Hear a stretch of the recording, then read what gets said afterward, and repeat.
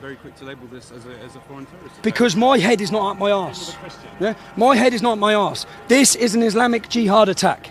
The man that done this would have either been radicalised in a prison or he would have been radicalised on the streets of the UK with full knowledge of our government and our security services. They will know who he is. Do you have information that no one else seems to know? Yeah, mate, I have information that shows there was 4 terrorist attacks last week in France. 4 in France. There was 12 planned last year. Driving your car like this man has done is exactly what the Inspire magazine, which is Al Qaeda's magazine, which was downloaded by 50,000 British Muslims last year. 50,000 British Muslims downloaded a terrorist manual in our country. 50,000, not 10, not 20, 50,000 people who want to see exactly what you see there. That's what they want.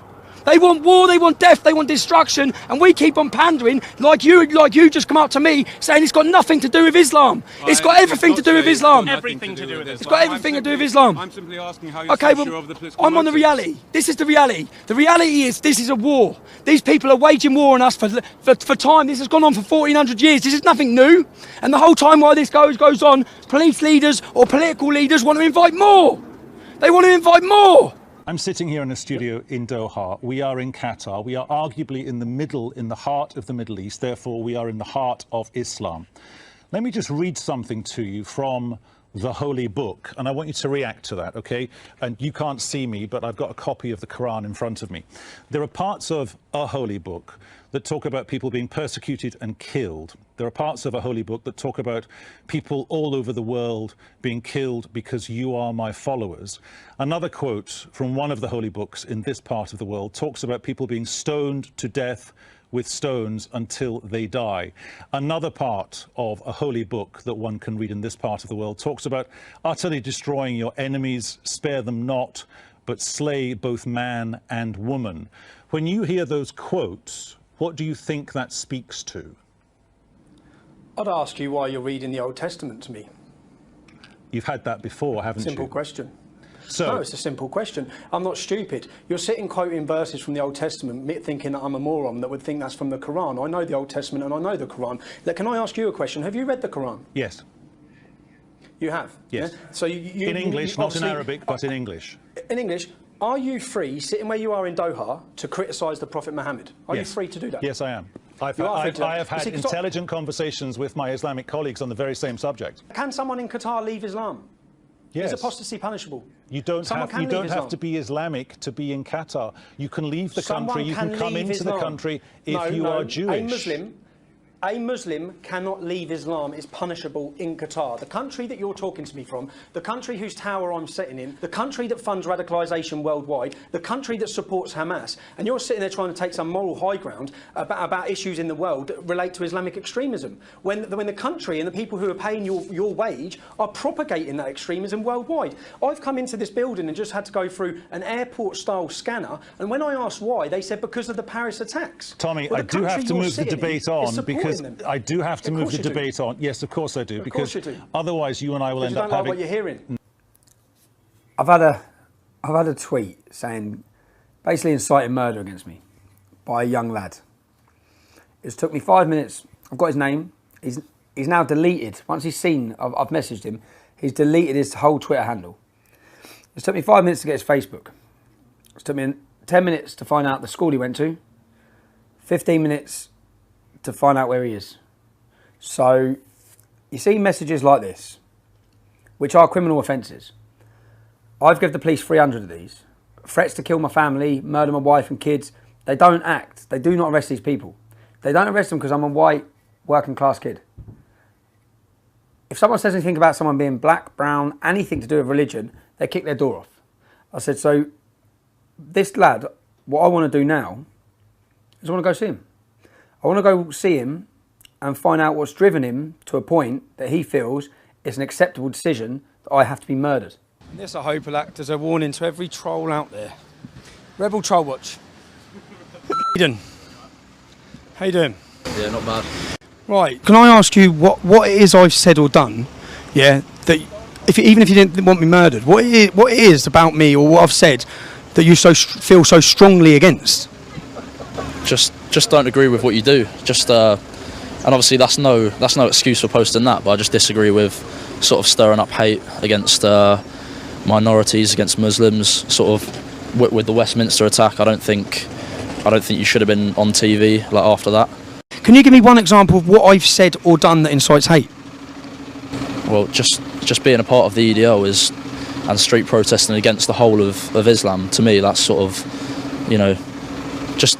I mean, I'm sure you've heard all these like opinions before, but Okay, so because I protested against Islam, you take that as stirring hate. well, yeah, because for example, if you blame the London attack, the Westminster attack, other things like the Paris attacks on a whole religion, on about 1 billion people, then it's going to get people to. It's going to incite violence from other people towards, you know, just moderate Muslims, for example. Can I ask you now, what education you have on Islam? Because the problem is, like, when I say, you say, I'm not opposing 1 billion people, I think Muslims are victims of Islam, I'm not against all Muslims, yeah? I've come here today because so many people like yourself, you know what you nearly done? You nearly threw your career away, you nearly threw your job away. That's what you nearly done, because, you know, if that's a criminal offence, I don't want to prosecute you. I won't support prosecution against you. I don't want to get you to get done, yeah? You've probably had a sleepless night or a worry, yeah? Right? I'm not about that. What I need to understand is why people like yourself, who are from very different backgrounds to me, you haven't lived the life I've lived. I've got a cousin who's gang raped by Muslim gangs. I've got a friend's dad who was murdered by a Muslim gang. I've got friends who are hooked on heroin and died from themselves in Muslim gangs. I've grown up with people. People I've grown up with are now fighting for ISIS, who've been killed fighting for ISIS. That's my life. It's a life you don't understand. Yeah. So what I'm just trying to understand from you, which is why I've come to talk to you, is what's made you think that I should be killed, silenced, in a topic which we've established you don't know that much about? Do you think I should be silenced? I don't think free speech means that you can just say anything you like, be it racist or. We have laws in our country which against inciting racism, which I've never broken. I've never been done for. So, do you think I should be silenced from criticising Islam? Honestly, be honest, mate. I'm not here intimidating you in any way. I'm just asking I'm trying to get to the bottom of a real generation of children in our country like yourself who have lived in areas where you've had quite a privileged lifestyle, living in beautiful towns where there's no Muslims, where there's no immigration. I'm trying to understand your mindset. Well, you're not part of a political party, so it is strange to me that you get so much coverage. It's not just you; it's other people. Katie Hopkins, Nigel Farage. They're not involved in politics. But as soon as they say something controversial, the cameras go straight to them. They get a radio show on LBC, a weekly thing, like all in the public eye. I just think I think that's a bit wrong. Do you think I should be silenced from criticising Islam? Listen to other people's opinions, and if you want to criticise me, you could just criticise me without threatening murder. Or incite you, yeah? That does make sense, yeah. All right, sound. Sorry. No worries. All right, good luck. It's a whole different upbringing in a whole different world, but what the problem we have so many times is that people from that upbringing and people from that world think it's okay for us to be treated with violence. We visited this kid today at his university. He seemed like a nice kid. He's made a mistake, and I think he's learned from it. Tommy, what do you have to say about what's just happened?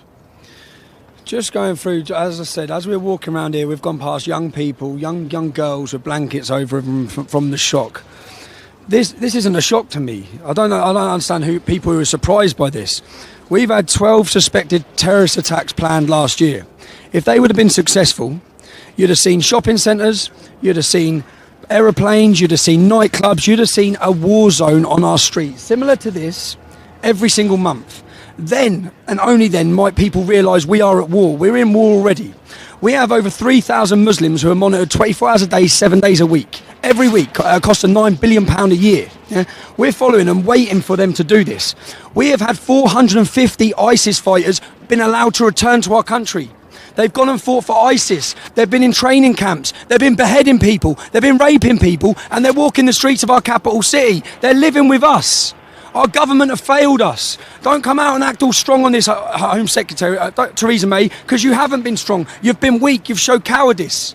Okay. Rabbi Benjamin Kinnaman. Yes, man, all welcome. Thank you.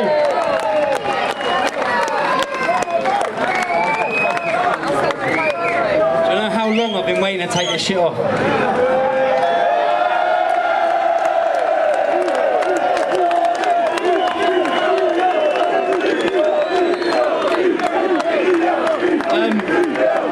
We've all seen the lengths that the British police, political policing, will go to suppress this voice. I am currently banned from attending any demonstration. I am currently banned from sending any fax, any email or any text message that promotes any demonstration. Okay? Now we are here today on September 3rd, 2011 in East London to tell you, every one of you, from the government to the police, we will not allow you to take away our democratic rights. You will not take our democratic rights.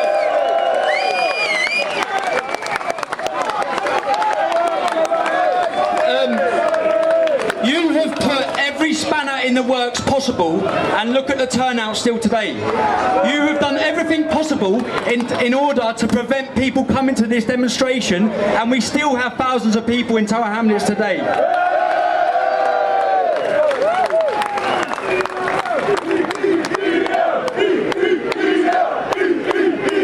The credible outcome of me breaking my bail conditions today, which I'm breaking, I meant a sign on the police station on a Saturday. I'm not doing that. I'm not allowed to go to a demonstration. I'm not doing that. The credible outcome of these bail conditions is I will be put on remand in prison for my democratic right. That's what's going to happen. And if you don't, when I go to court, if you let me out of court with any bail conditions that restrict my democratic right to oppose militant Islam, I will break them the minute I walk out of that courtroom. When you witness men with their faces covered acting violently, yeah, why is that not reported? Why the only pictures you look for are Englishmen who have aggressive faces or bald heads, and then you run a story every time? Because I've watched it for the last 8 years. So the reason why we've come here today is to try and report a true observation of what's happening today. And so far, we've seen, well, this looks very calm and orderly, but down there we've just seen violence and fascism. So The violence you saw. yeah, I'll explain that loads of people with their faces covered, screaming, acting aggressively, holding sticks. Now, will you report on that? Will any of you people report the truth of what's happened today? You won't, will you? So we'll look out for the stories from all of you journalists who are all lying to the general public about the truth of what happens at demonstrations like these. For The Guardian? Yeah, sure. Yeah, you're losing money every week, aren't you? Yeah? You're in the negative, aren't you? Is that it? That's it, you're a propaganda machine. Do one. Can I ask you, are you against Sharia law being in the UK? Well, I'm not here to discuss Sharia law because Sharia law. Did we get that? I'm not here to discuss. So we want Sharia law?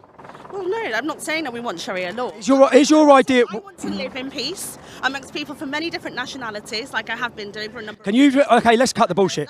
We want a yes or no answer. Are you against Sharia law ever being implemented in the UK? I'm not saying I'm against it or with it. Discussion over. It's discussion over. What do you think of the fact that we're continually told by the mainstream media that Britain First are a racist organisation? It's not a racist organisation. They have different race. I'm also supporting it. Okay, have you felt welcome here? Yes. Great, nice to meet you, man. And it's good. It's good. So this is where we get the violence. Yeah. Every time. Look.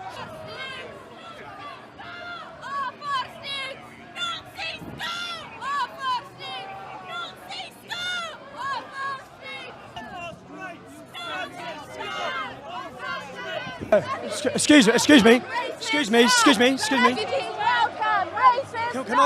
I talk to you? What's your argument? Is that an argument?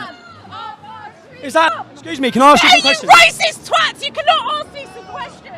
What is wrong with you? I don't understand. Was going to nick me for what? You're preaching peace thing. I'm not preaching a peace. I know. All he said is, just go straight to your car. Go or I'll get nicked. Yeah. That's insane. Go or I'll be arrested. I haven't done anything. Some conditions. He said, I don't. Did you do that? You'll be arrested. I haven't done anything. I haven't done anything. I'm not part of this organisation. Yeah. I'm here to report the truth on what's happened at this demonstration today, and I'm now being threatened with arrest by the British police for simply doing that.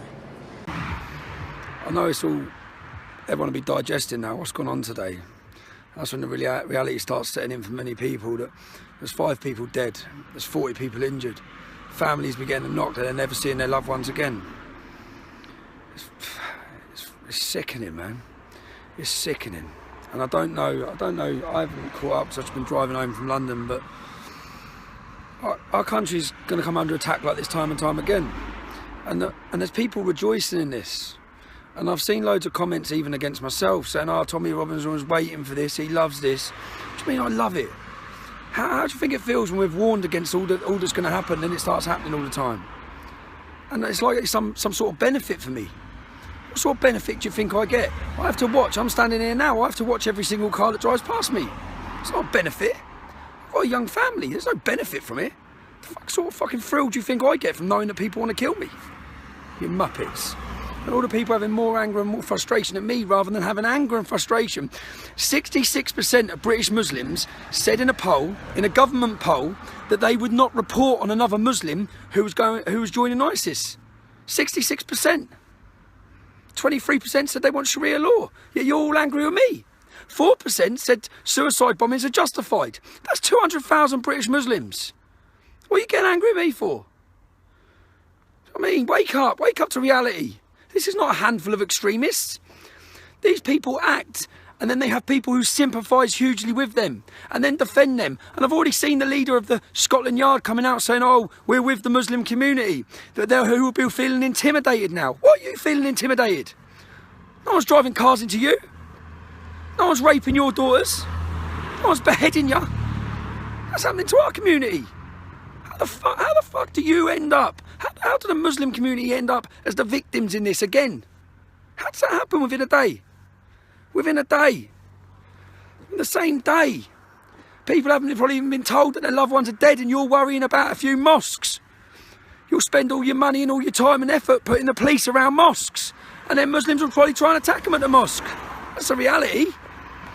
It's about time the British public and the politicians and everyone else woke up to the threat we face. Because the threat we face is only going to get worse. It's only going to get worse.